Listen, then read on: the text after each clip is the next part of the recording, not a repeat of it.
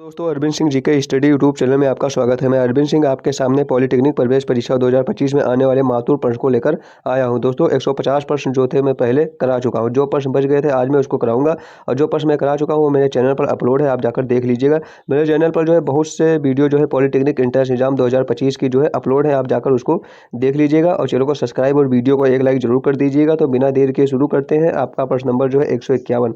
आपका प्रश्न नंबर 151 जो है कि धातुओं का वह गुण जिसके कारण धातुएं चादर बनाई जाती है। दोस्तों आपका प्रश्न नंबर 51 पूछ रहा है कि धातुओं का वह गुण जिसके कारण जो है धातुएं चादर बनाई जाती है वह क्या है? तन्यता है या प्रत्यास्थता है या आधातुवर्धता है या इनमें से कोई नहीं। तो दोस्तों इनमें से आपका करेक्ट ऑप्शन हो जाएगा सी, आधातुवर्धता। धातुओं का वह गुण जिसके कारण जो है धातुएं चादर बनाई जाती हैं वो आधातुवर्धता कहलाता है। आपका ऑप्शन सी करेक्ट हो जाएगा। आपका प्रश्न नंबर जो है 152। आपका प्रश्न नंबर 152 जो है कि निम्नलिखित में से कौन सा जो है धातु नहीं है। दोस्तों इनमें से कौन सा जो है धातु नहीं है? तो इसमें से जो हमारा एंटीमनी है दोस्तों ये धातु नहीं है, ये हमारा उपधातु है। आपका ऑप्शन सी इसमें करेक्ट हो जाएगा। एंटीमनी जो हमारा है वो उपधातु है। आपका प्रश्न नंबर अगला, आपका प्रश्न नंबर 153 जो है निम्नलिखित में से कौन सी धातु जो है अपने ही ऑक्साइड की परत से रक्षित होती है। दोस्तों इनमें से कौन सी धातु है जो अपने ही ऑक्साइड की परत से जो है रक्षित होती है? तो इनमें से करेक्ट ऑप्शन डी हो जाएगा, एल्युमिनियम। एल्युमिनियम जो धातु है दोस्तों जो अपने ही परत से जो है रक्षित हो जाती है। आपका ऑप्शन डी करेक्ट हो जाएगा। आपका प्रश्न नंबर 124 जो है कि वह प्राकृतिक पदार्थ जिसे धातु निष्कासित करना आर्थिक दृष्टि से अधिक लाभदायक होता है। तो वह कौन सा जो है प्राकृतिक पदार्थ है जिसे धातु निष्कासित करना जो है आर्थिक दृष्टि से अधिक लाभदायक होता है? तो वह हमारा कहलाता है अयस्क। आपका ऑप्शन सी से जाएगा। अयस्क जो हमारा होता है वह प्राकृतिक पदार्थ है जिससे धातु निष्कासित करना आर्थिक दृष्टि से अधिक लाभदायक होता है, तो हमारा अयस्क होता है। आपका ऑप्शन सी करेक्ट हो जाएगा। आपका प्रश्न नंबर जो अगला, आपका प्रश्न नंबर 155 जो है कि निम्नलिखित में से कौन सा एल्युमिनियम का खनिज नहीं है? दोस्तों इनमें से कौन सा जो है हमारा एल्युमिनियम का खनिज नहीं है? क्रायोलाइट, बॉक्साइट, कोरंडम या एनहाइड्राइड। इनमें से कौन सा जो है हमारा दोस्तों एल्युमिनियम का खनिज नहीं है? तो इनमें से आपका करेक्ट ऑप्शन डी हो जाएगा। एनहाइड्राइड जो है हमारा एल्युमिनियम का खनिज नहीं है। क्रायोलाइट जो है ये भी हमारा एल्युमिनियम का खनिज है। बॉक्साइट भी एल्युमिनियम का खनिज है और कोरंडम भी जो है एल्युमिनियम का खनिज है, लेकिन एनहाइड्राइड जो हमारा है ये जो है एल्युमिनियम का खनिज नहीं है। तो इनमें से आपका करेक्ट ऑप्शन जो हो जाएगा डी सही हो जाएगा, एनहाइड्राइड। आपका प्रश्न नंबर 156।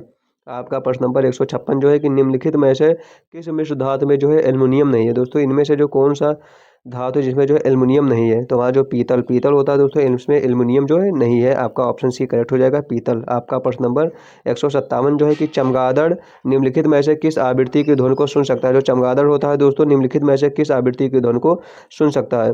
तो चमगादड़ जो हमारा होता है 20,000 हर्ट्ज से अधिक आवृत्ति के ध्वनि को जो है सुन सकता है। दोस्तों चमगादड़ जो हमारा होता है 20,000 हर्ट्ज से अधिक आवृत्ति की ध्वनि को जो है सुन सकता है।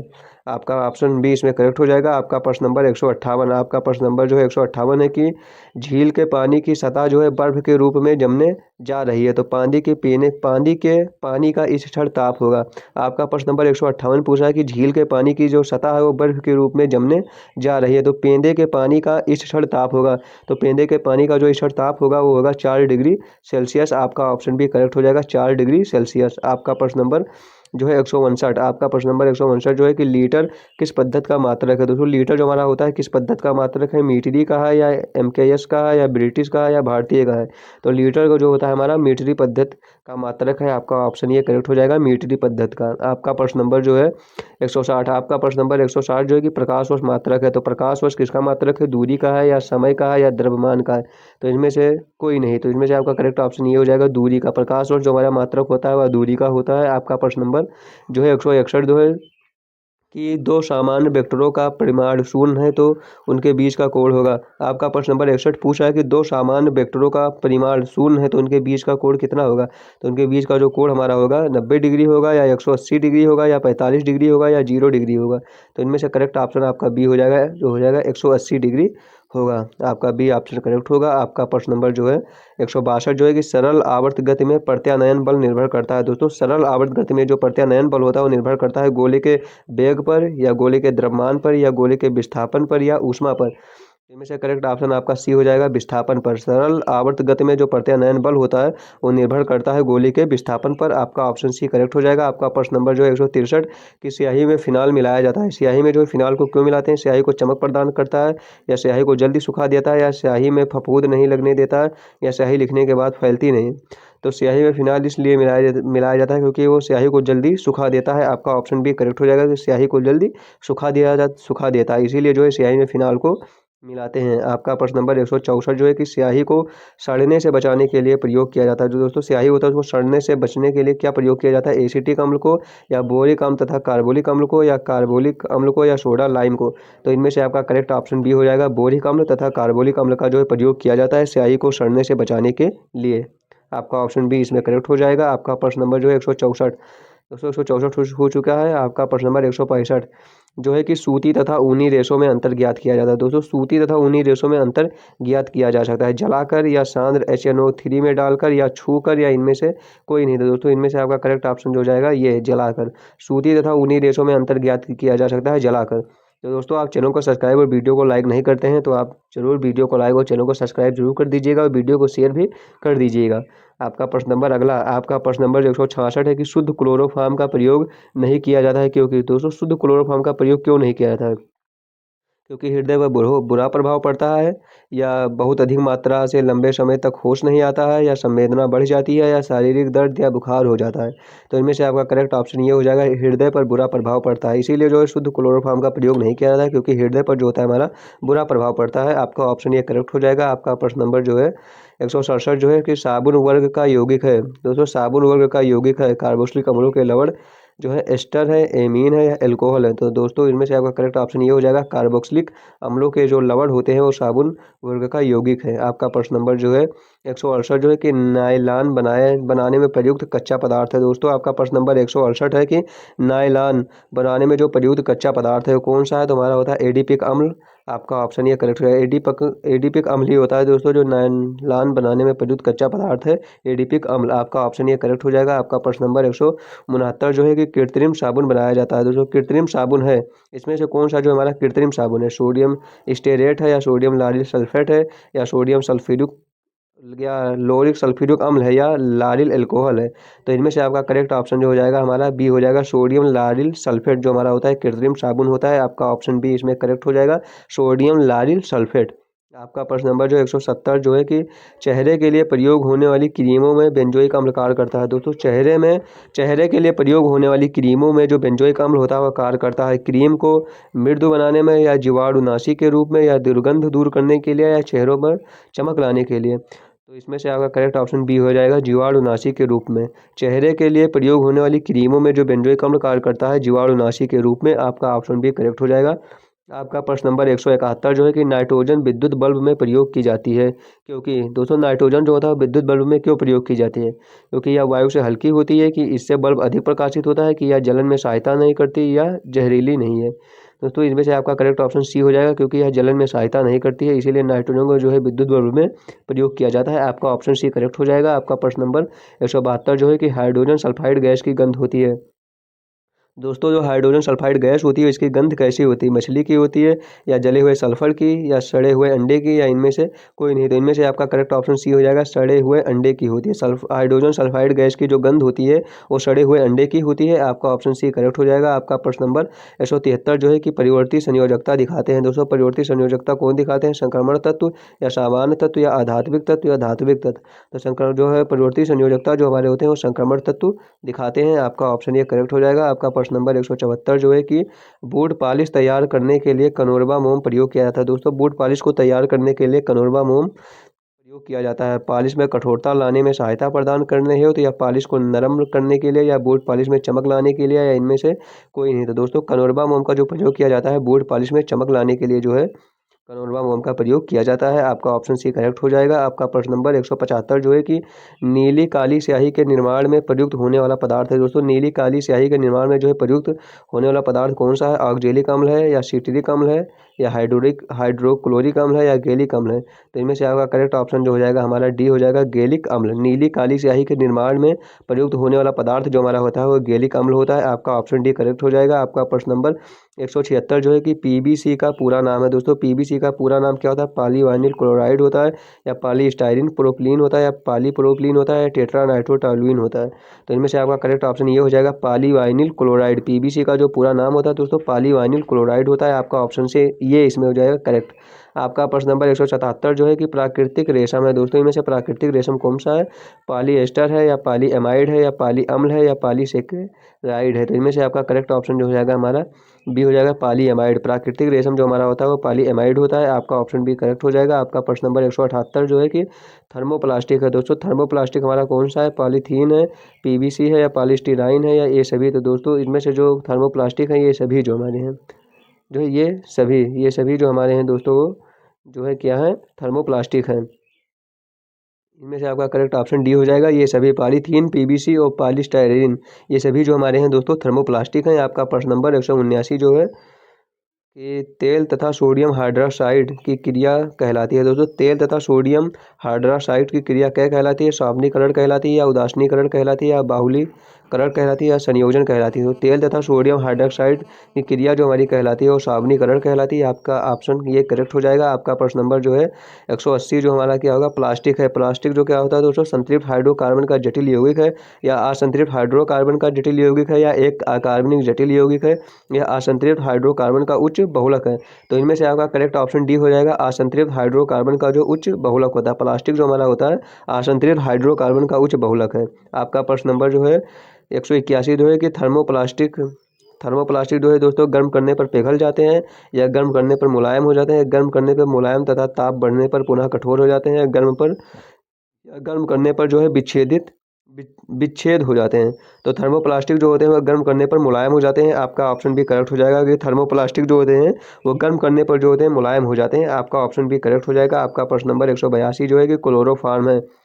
क्लोरोफॉर्म जो हमारा एंटीबायोटिक है या एंटी डिप्रेसेंट है या जड़नाशक है या निषेचक है? तो क्लोरोफॉर्म जो हमारा होता है वह निषेचक होता है दोस्तों। आपका ऑप्शन डी इसमें करेक्ट हो जाएगा, निषेचक। आपका प्रश्न नंबर 183 जो है कि खनिज से प्राप्त एक औषधि है। इसमें से कौन सी जो है औषधि जो खनिज से प्राप्त है? काकोलिन, इंसुलिन, मार्फिन या आइट्रोपिन? तो काकोलिन जो हमारा होता है खनिज से प्राप्त एक औषधि है। आपका ऑप्शन ये करेक्ट हो जाएगा। आपका प्रश्न नंबर 184 जो है टीएनटी का पूरा नाम होता है दोस्तों। टीएनटी का पूरा नाम क्या होता है? तो टीएनटी का जो पूरा नाम होता है हमारा वो होता है टेट्रा नाइट्रोटॉलुइन। आपका ऑप्शन ये इसमें करेक्ट हो जाएगा। टेट्रा नाइट्रोटॉलुइन जो होता है टीएनटी का पूरा नाम होता है। आपका प्रश्न नंबर जो 185 है कि टीएनजी का पूरा नाम होता है। तो टीएनजी का जो पूरा नाम होता है ट्राई नाइट्रोग्लिसरीन होता है दोस्तों। टीएनजी का पूरा नाम ट्राई नाइट्रोग्लिसरीन होता है और टीएनटी का जो होता है टेट्रा नाइट्रोटॉलुइन होता है। आप इसको याद रखिएगा। आपका प्रश्न नंबर जो है अगला 187 जो है कि चाकू से काटे जाने वाले धातु है। तो दोस्तों चाकू से काटे जाने वाले धातु कौन कौन से हैं? Sodium, lithium, potassium. दोस्तों ये तीनों जो हैं चाकू से काटे जाने वाले धातु हैं, इसीलिए आपका ऑप्शन डी इसमें सही हो जाएगा, उपयुक्त सभी। क्योंकि ये तीनों जो हैं चाकू से काटे जाने वाले धातु हैं, इसीलिए आपका ऑप्शन डी सही हो जाएगा, उपयुक्त सभी। आपका प्रश्न नंबर 188 जो है भौतिक परिवर्तन है। इनमें से कौन सा जो है दोस्तों भौतिक परिवर्तन है? बर्फ का पिघलना, बादलों का बनना, जल आसवन, उपयुक्त सभी। इनमें से भौतिक परिवर्तन पूछा है दोस्तों। ये सभी जो हमारे हैं भौतिक परिवर्तन है। बर्फ का पिघलना, बादलों का बनना, जल आसवन, ये सभी जो है दोस्तों भौतिक परिवर्तन है। आपका ऑप्शन डी सही हो जाएगा। आपका प्रश्न नंबर 179 जो है कि रासायनिक परिवर्तन है। तो ये सभी जो हमारे रासायनिक परिवर्तन है आपका ऑप्शन डी सही हो जाएगा। दूध से दही बनना, लोहे में जंग लगना, मोमबत्ती का जलना, ये तीनों जो हमारे हैं रासायनिक परिवर्तन है। आपका ऑप्शन डी सही हो जाएगा। आपका प्रश्न नंबर 190 जो है कि शुष्क सेल का बाहरी खोल जिसमें मसाला भरा जाता है वह बना होता है। शुष्क सेल का जो बाहरी खोल होता है जिसमें मसाला भरा जाता है वह किसका बना होता है? कांच का होता है या जस्ते का होता है या टीन का होता है या लोहे का होता है? तो इनमें से आपका करेक्ट ऑप्शन बी हो जाएगा, जस्ते का बना होता है। शुष्क सेल का जो बाहरी खोल होता है जिसमें मसाला भरा जाता है वो जस्ते का बना होता है। आपका ऑप्शन बी करेक्ट होगा। आपका प्रश्न नंबर 191 जो है कि विद्युत बल्ब का तंतु बना होता है। दोस्तों जो विद्युत बल्ब का तंतु होता है वह किसका बना होता है? आयरन का बना होता है या टंगस्टन का या कापर का या इनमें से कोई नहीं होता। विद्युत बल्ब का जो बना होता है तंतु जो होता है हमारा टंगस्टन का होता है। विद्युत बल्ब का तंतु जो हमारा बना होता है वह टंगस्टन का बना होता है। आपका ऑप्शन भी करेक्ट हो जाएगा। आपका प्रश्न नंबर 192 जो है कि विद्युत हीटर का तार बना होता है। दोस्तों जो विद्युत हीटर का तार होता है वह किसका बना होता है? लोहे का या तांबे का या जस्ते का या नाइक्रोन का? तो इनमें से आपका करेक्ट ऑप्शन डी हो जाएगा, नाइक्रोम का बना होता है। विद्युत हीटर का तार जो होता है वो नाइक्रोम का बना होता है। आपका ऑप्शन डी करेक्ट हो जाएगा। आपका प्रश्न नंबर 139 जो है कि ट्रांसफार्मर की क्रोड बनी होती है नर्म लोहे की। दोस्तों ट्रांसफार्मर की जो क्रोड होती है वो नर्म लोहे की बनी होती है। आपका ऑप्शन ये करेक्ट हो जाएगा, नर्म लोहे की। आपका प्रश्न नंबर 194 जो है कि अपचाई ट्रांसफार्मर में मान बढ़ता है। दोस्तों अपचाई ट्रांसफार्मर में मान बढ़ता है किसका बढ़ता है? धारा का या वोल्टता का या शक्ति का या प्रतिरोध का? तो अपचाई ट्रांसफार्मर में जो मान बढ़ता है वो बढ़ता है हमारा जो है धारा का। अपचाई ट्रांसफार्मर में मान बढ़ता है धारा का, आपका ऑप्शन ये करेक्ट हो जाएगा। आपका प्रश्न नंबर 195 जो है कि डायनेमो उत्पन्न करता है। तो डायनेमो जो दोस्तों विद्युत वाहक बल उत्पन्न करता है, आपका ऑप्शन बी इसमें करेक्ट हो जाएगा। आपका प्रश्न नंबर 196 जो है कि परमाणु को सर्वप्रथम किसने विभाजित किया था। परमाणु को जो है सर्वप्रथम किसने विभाजित किया था, डाल्टन ने या बेकरल ने या थॉमसन ने, इनमें से कोई नहीं। तो परमाणु को सर्वप्रथम विभाजित किया था बेकरल ने, आपका ऑप्शन बी इसमें करेक्ट हो जाएगा। आपका प्रश्न नंबर 197 जो है कि न्यूट्रॉन के खोजकर्ता हैं। दोस्तों न्यूट्रॉन के खोजकर्ता कौन है, तो न्यूट्रॉन के खोजकर्ता जो है चेडविक हैं, और इलेक्ट्रॉन के खोजकर्ता जो है दोस्तों वो थॉमसन है, और प्रोटॉन के खोजकर्ता जो है रदरफोर्ड हैं। आप इसको याद रखिएगा कि इलेक्ट्रॉन के खोजकर्ता जो है चेडविक जो है दोस्तों इलेक्ट्रॉन के खोज किया था दोस्तों, और रदरफोर्ड ने जो है दोस्तों इन्होंने प्रोटॉन का खोज किया था, और थॉमसन ने जो है इलेक्ट्रॉन का खोज किया था। आप इसको याद रखिएगा। आपका प्रश्न नंबर 198 जो है कि प्रोटॉन के खोजकर्ता हैं। दोस्तों अभी मैंने ऊपर बताया है कि प्रोटॉन के खोजकर्ता कौन है, रदरफोर्ड ने जो है प्रोटॉन की खोज किया था दोस्तों, थॉमसन ने इलेक्ट्रॉन की किया था। और इलेक्ट्रॉन के खोजकर्ता दोस्तों कौन है, तो इलेक्ट्रॉन के खोजकर्ता जो है जे थॉमसन है। आपका ऑप्शन सी करेक्ट हो जाएगा। आपका प्रश्न नंबर जो है 200, आपका प्रश्न नंबर जो है 200 है कि वस्तु के समान ताप का वास्तविक प्रतिबिंब तब प्राप्त होता है जब वस्तु उसके वक्रता केंद्र पर रखा जाता है।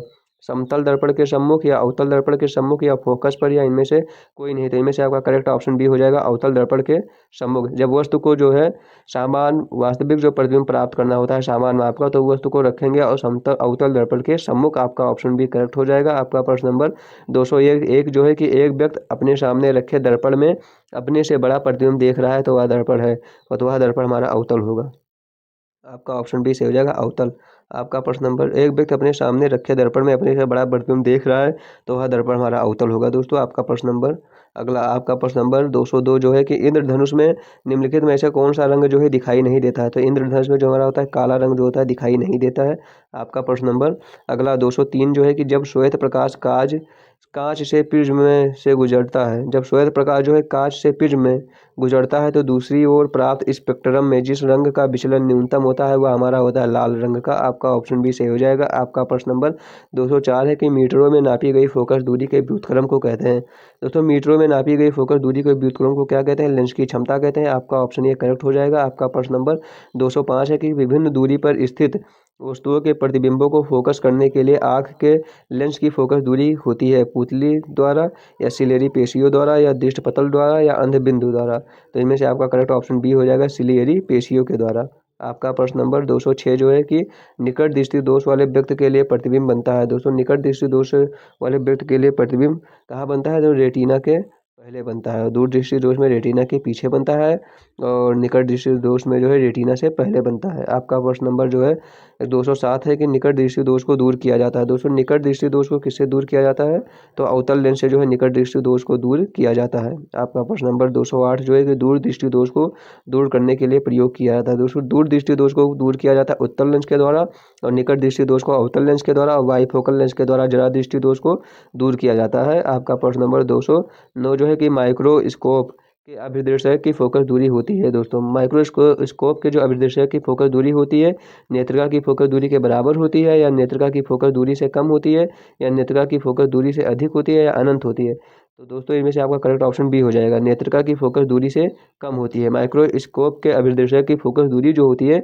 वो नेत्रिका की फोकस दूरी से कम होती है। आपका ऑप्शन बी इसमें करेक्ट हो जाएगा। आपका प्रश्न नंबर 210 जो है कि निकट दृष्टि दोष से पीड़ित मनुष्य की आँख के लिए निकट बिंदु बनता है। दोस्तों निकट दृष्टि दोष से जो पीड़ित मनुष्य की आँख के लिए जो निकट बिंदु बनता है कहाँ पर बनता है, 25 सेंटीमीटर से कम दूरी पर, या 25 सेंटीमीटर से अधिक दूरी पर, या 25 सेंटीमीटर दूरी पर। तो दोस्तों निकट दृष्टि दोष से जो पीड़ित होते हैं वो 25 सेंटीमीटर से कम दूरी पर जो है उनका प्रतिबिंब बनता है। आपका ऑप्शन ये करेक्ट हो जाएगा। आपका प्रश्न नंबर जो अगला, आपका प्रश्न नंबर 211 जो है कि संयुक्त सूक्ष्मदर्शी में आवर्धन क्षमता अधिक होता है जबकि नेत्रिका की फोकस दूरी होती है कम। आपका ऑप्शन ये करेक्ट हो जाएगा इसमें। आपका प्रश्न नंबर 212 जो है कि मानव नेत्र के रेटिना पर बना वस्तु का प्रतिबिंब होता है। जो मानव नेत्र में के रेटिना पर जो वस्तु का प्रतिबिंब बनता है वह वास्तविक व सीधा होता है, या वास्तविक व उल्टा होता है, आभासी व सीधा होता है, आभासी व उल्टा होता है। तो इनमें से आपका करेक्ट ऑप्शन बी हो जाएगा, वास्तविक व उल्टा होता है। आपका प्रश्न नंबर 213 जो है कि चाल समय ग्राफ के ढलान से ज्ञात करते हैं। दोस्तों चाल समय ग्राफ के ढलान से क्या ज्ञात करते हैं, पिंड का चाल, या पिंड का त्वरण, या पिंड की गति, या इनमें से कोई नहीं। तो चाल समय ग्राफ के ढलान से जो ज्ञात करते हैं पिंड का त्वरण। आपका ऑप्शन बी इसमें करेक्ट हो जाएगा कि चाल समय ग्राफ के ढलान से ज्ञात किया जाता है पिंड का त्वरण दोस्तों, तो आपका ऑप्शन बी इसमें जो है करेक्ट हो जाएगा, पिंड का त्वरण। आपका प्रश्न नंबर जो है 214 जो है कि पानी से भरी बोतल में दाब अधिकतम होता है। दोस्तों पानी से भरी बोतल में दाब अधिकतम होता है बोतल में ऊपरी सतह पर, या बोतल के मध्य में, या बोतल की पेंदी पर, या इनमें से कोई नहीं। तो इनमें से आपका करेक्ट ऑप्शन क्या हो जाएगा दोस्तों? आपका करेक्ट ऑप्शन जो हो जाएगा सी, बोतल की पेंदी पर। पानी से भरी बोतल में दाब अधिकतम होगा बोतल की पेंदी पर। आपका ऑप्शन सी करेक्ट हो जाएगा। आपका प्रश्न नंबर 215 जो है कि एक ही आकार के दो गोले एक ही धातु के बने हैं। एक गोला खोखला है तथा दूसरा गोला ठोस है, तो इन्हें एक ही ताप तक गर्म किया जाता है। इसके फलस्वरूप क्या होगा? दोनों गोले बराबर फैलेंगे, या खोखला गोला ठोस गोले से अधिक फैलेगा, या खोखला गोला ठोस गोले से कम फैलेगा, या दोनों गोले पूर्व स्थित रहेंगे। तो इनमें से आपका करेक्ट ऑप्शन जो हो जाएगा ये हो जाएगा, दोनों गोले बराबर फैलेंगे। यदि एक ही आकार के दो गोले जो है एक ही धातु के बने हैं, एक गोला जो है खोखला है तथा दूसरा ठोस है, इन्हें एक ही ताप तक गर्म किया जाता है, तो दोनों गोले जो होंगे वो बराबर फैलेंगे। आपका ऑप्शन ये करेक्ट हो जाएगा। आपका प्रश्न नंबर 216 कि जो है शिमला में जाड़े के दिनों में पानी का नल कभी कभी फट जाता है क्योंकि।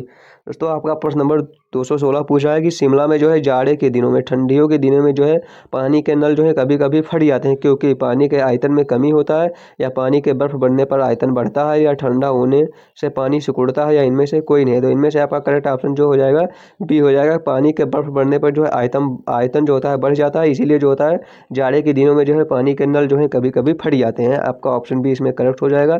आपका प्रश्न नंबर 217 जो है कि जल ठोस एवं द्रव दोनों ही स्वरूपों में जिस तापमान पर विद्यमान रहता है वह हमारा होता है 0 डिग्री सेल्सियस। आपका ऑप्शन भी करेक्ट हो जाएगा। आपका प्रश्न नंबर 218 कि किसी वस्तु की सतह से उत्सर्जित विकिरण की दर अनुक्रमानुपात होती है।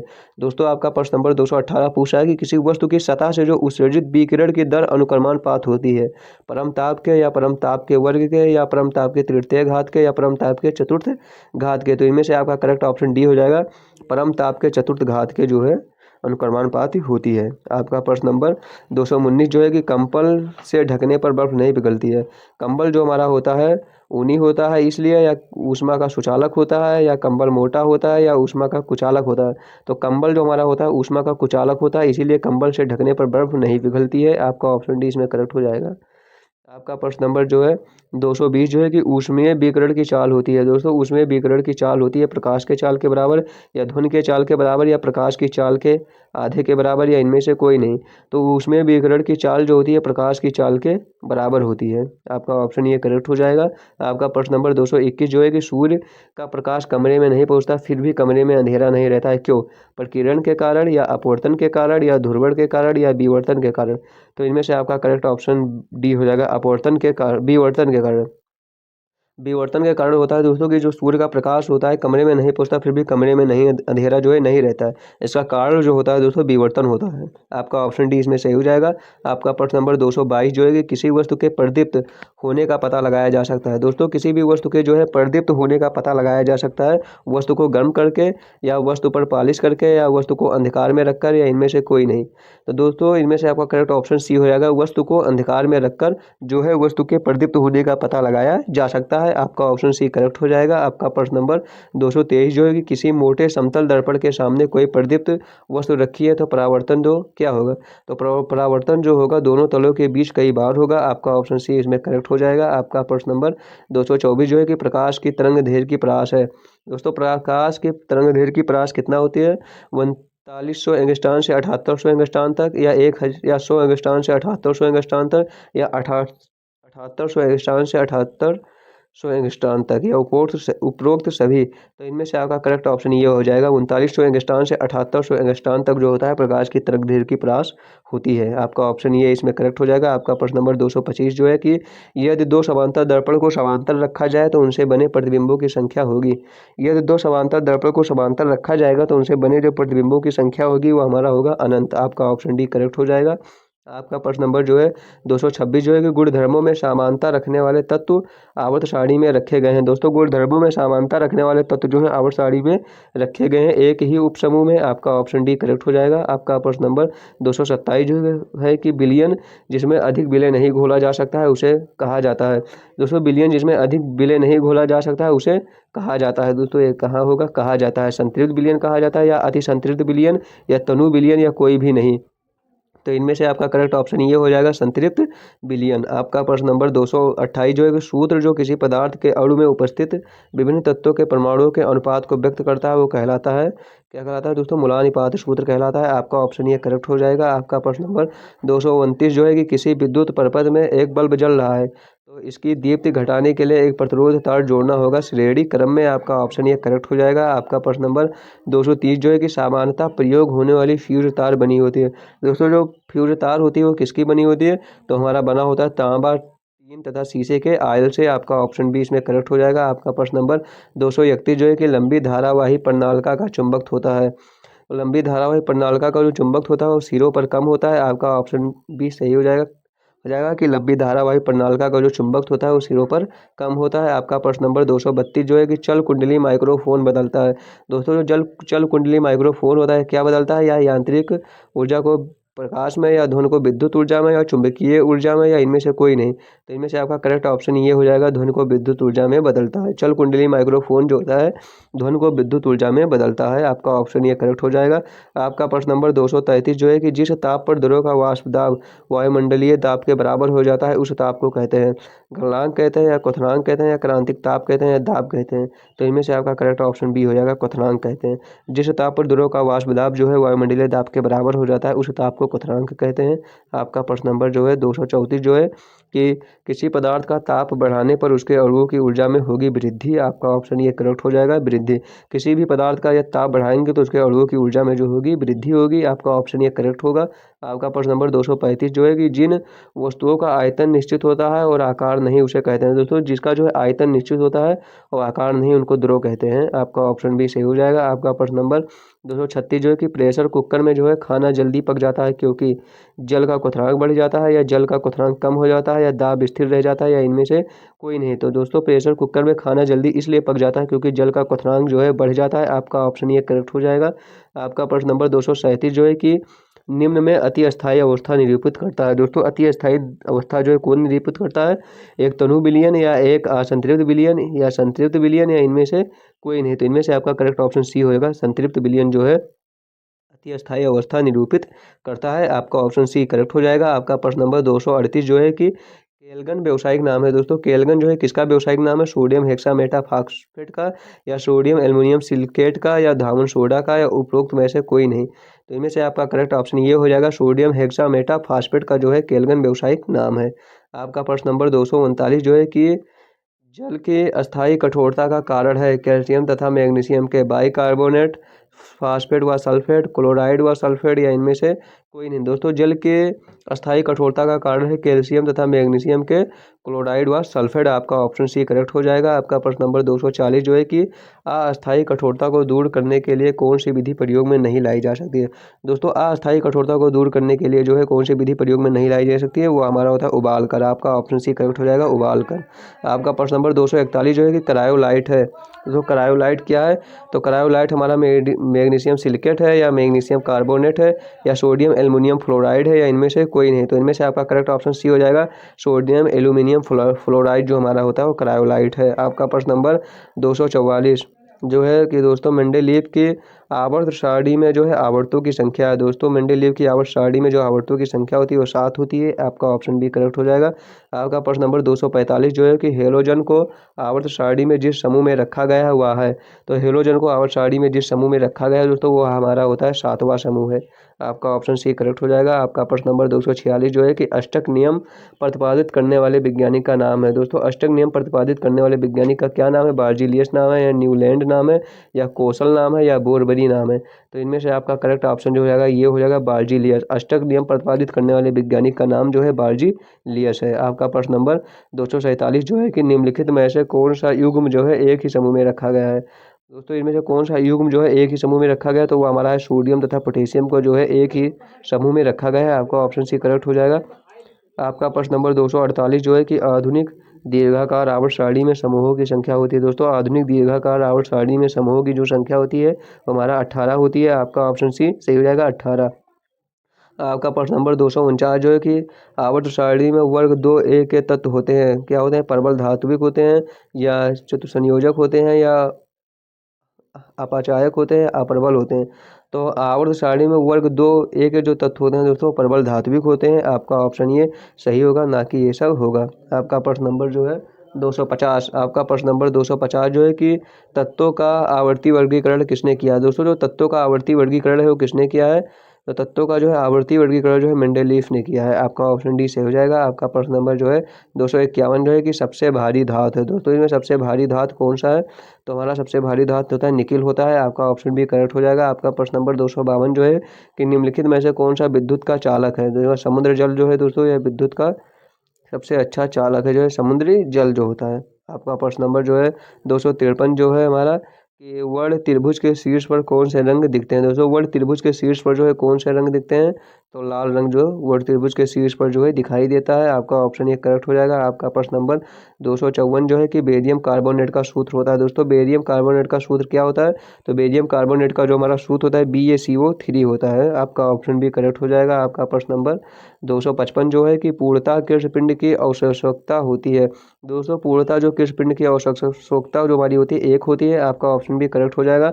आपका प्रश्न नंबर 256 जो है कि विद्युत संयोजक बंध बनता है इलेक्ट्रॉन के स्थानांतरण से। आपका ऑप्शन सी करेक्ट हो जाएगा। आपका प्रश्न नंबर जो है 257 जो है 1 किलोग्राम भार का मान होता है। दोस्तों 1 किलोग्राम भार का जो मान हमारा होता है 9.8 न्यूटन होता है। आपका ऑप्शन सी करेक्ट हो जाएगा। आपका प्रश्न नंबर जो है अगला, आपका प्रश्न नंबर जो है 258। दोस्तों आपका प्रश्न नंबर 258 जो हमारा है कि निम्नलिखित में से किस अक्षर का जो है समतल दर्पण द्वारा पाषाण परिवर्तन प्रतीत नहीं होगा। दोस्तों इनमें से किस अक्षर का जो है समतल दर्पण द्वारा पाषाण परिवर्तन प्रतीत नहीं होगा, तो हमारा जो होगा यम होगा। आपका ऑप्शन डी सही हो जाएगा। आपका प्रश्न नंबर 259 जो है कि आवर्धक लेंस को कहते हैं। दोस्तों आवर्धक लेंस को क्या कहते हैं, सरल सूक्ष्मदर्शी या संयुक्त सूक्ष्मदर्शी या दूरदर्शी या कोई नहीं। तो दोस्तों आवर्धक लेंस को कहते हैं सरल सूक्ष्मदर्शी। आपका ऑप्शन ये करेक्ट हो जाएगा। आपका प्रश्न नंबर जो है 260 जो है कि संयोजकता शब्द का प्रयोग सर्वप्रथम किया था। दोस्तों संयोजकता शब्द का प्रयोग सर्वप्रथम किसने किया था, रदरफोर्ड ने या फ्रैंक लैंड ने या फ्रैंकलिन ने या कोसल ने। तो दोस्तों संयोजकता शब्द का प्रयोग सर्वप्रथम जो है फ्रैंक लैंड ने किया था। आपका ऑप्शन भी करेक्ट हो जाएगा। आपका प्रश्न नंबर 261 जो है कि 1 कैलोरी बराबर कितना जूल होता है। दोस्तों 1 कैलोरी बराबर जो हमारा होता है 4.2 जूल होता है। आपका ऑप्शन भी सही हो जाएगा। आपका प्रश्न नंबर 262 जो है कि टेलीविजन का आविष्कार किसने किया था। दोस्तों टेलीविजन का आविष्कार जो है किसने किया था, तो टेलीविजन का आविष्कार जो है J.L. बेयर ने किया था। आपका ऑप्शन ये करेक्ट हो जाएगा। आपका प्रश्न नंबर 262 जो है कि ईंधन किसका यौगिक होता है। दोस्तों ईंधन जो हमारा होता है वो किसका यौगिक होता है, वो हमारा होता है कार्बन तथा हाइड्रोजन का। आपका ऑप्शन ये करेक्ट हो जाएगा। आपका प्रश्न नंबर 263 जो है कि उदासीन का पीएच मान होता है। दोस्तों जो उदासीन का पीएच मान होता है वो 7 के बराबर होता है। आपका ऑप्शन डी करेक्ट होगा।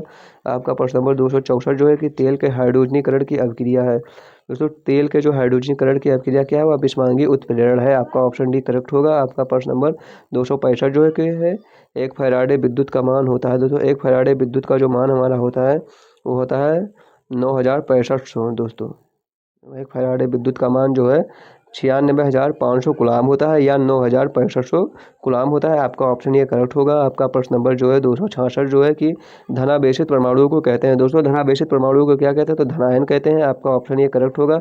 आपका प्रश्न नंबर 268 जो है कि पीएच पैमाना विकसित किया था। दोस्तों पीएच पैमाना जो है किसने विकसित किया था, लुइस ने या ब्रांस्टेड ने या सारेंसन ने या कोसल ने। तो पीएच पैमाना का जो है दोस्तों उन्हें सारेंसन ने विकसित किया था। आपका ऑप्शन सी करेक्ट होगा। आपका प्रश्न नंबर 268 जो है कि सबसे हल्की धातु है। दोस्तों इसमें से सबसे हल्की धातु कौन से है, तो हमारा लिथियम जो होता है Li, ये हमारी सबसे हल्की धातु होती है।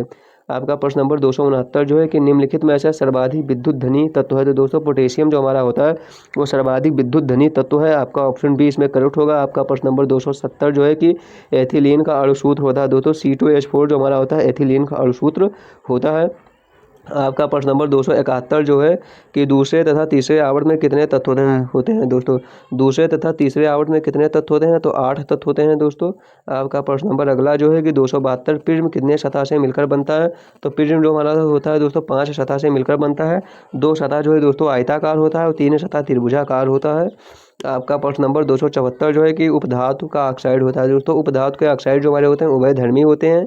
आपका ऑप्शन ये करेक्ट होगा। आपका प्रश्न नंबर 275 जो है कि लाल और नीले रंग को मिलाने पर प्राप्त होता है दोस्तों। लाल और नीले रंग को मिलाने पर जो है हमको मेजेंटा प्राप्त होगा। आपका ऑप्शन डी करेक्ट होगा। आपका प्रश्न नंबर 276 जो है कि शुष्क बर्फ है दोस्तों। शुष्क बर्फ बर्फ कौन सा होता है? कार्बन डाइऑक्साइड होता है या ठोस कार्बन डाइऑक्साइड होता है दोस्तों। इसमें से आपका करेक्ट ऑप्शन बी होगा, ठोस कार्बन डाइऑक्साइड होगा, ना कि कार्बन डाइऑक्साइड होगा। आपका प्रश्न नंबर 277 जो है कि हेलोजन कण पर आवेश होता है दोस्तों। हेलोजन कण पर जो हमारा आवेश होता है वो हमारा उदासीन होता है। आपका प्रश्न नंबर जो है अगला 278 जो है कि पहले आवर्त में कितने तत्व होते हैं दोस्तों। पहले आवर्त में 2 तत्व होते हैं और दूसरे तथा तीसरे आवर्त में 8 तत्व होते हैं और तीसरे तथा चौथे आवर्त में 18 तत्व होते हैं। आपके प्रश्न नंबर 279 जो है कि तीसरे तथा चौथे आवर्त में कितने तत्व होते हैं दोस्तों। 18 तत्व होते हैं। आपका प्रश्न नंबर जो है 280 जो है अंडे और लहसुन में उपस्थित होता है दोस्तों। अंडे और लहसुन में क्या उपस्थित होता है? तो सल्फर हमारा जो होता है अंडे और लहसुन में उपस्थित होता है। आपका प्रश्न नंबर 281 जो है कि जीव शक्ति सिद्धांत देने वाले वैज्ञानिक का नाम है दोस्तों। जीव शक्ति सिद्धांत जो है देने वाले वैज्ञानिक का क्या नाम है? या बार्जिलियस नाम है या वान ठाप नाम है या आवोगैद्रो नाम है या कोई नहीं। तो इनमें से आपका करेक्ट ऑप्शन जो हो जाएगा ये हो जाएगा बार्जिलियस। इनमें से जीव शक्ति सिद्धांत देने वाले वैज्ञानिक का नाम जो है बार्जिलियस है। आपका प्रश्न नंबर 282 जो है कि जो वस्तुएं सभी रंगों को अवशोषित कर लेती है उनका रंग होता है काला। जो वस्तुएं जो है सभी रंगों को अवशोषित कर लेती हैं उनका रंग होता है दोस्तों काला। आपका प्रश्न नंबर 283 जो है केल्विन किस राशि का मात्रक है? तो केल्विन जो हमारा होता है ताप का मात्रक होता है। आपका प्रश्न नंबर 284 जो है गामा किरण का भेदन क्षमता होता है दोस्तों अधिक, ज़्यादा होता है दोस्तों गामा किरण का भेदन क्षमता। आपका प्रश्न नंबर जो है अगला दोस्तों, तो आपके इतने ही प्रश्न थे दोस्तों। आपके दोस्तों 284 प्रश्न थे दोस्तों जो हो चुके हैं दोस्तों। और दोस्तों मैंने ऑलरेडी दोस्तों 150 प्रश्न का जो है पहले ही वीडियो बना दिया था दोस्तों, तो आप उसको भी देख लीजिएगा दोस्तों और इसको भी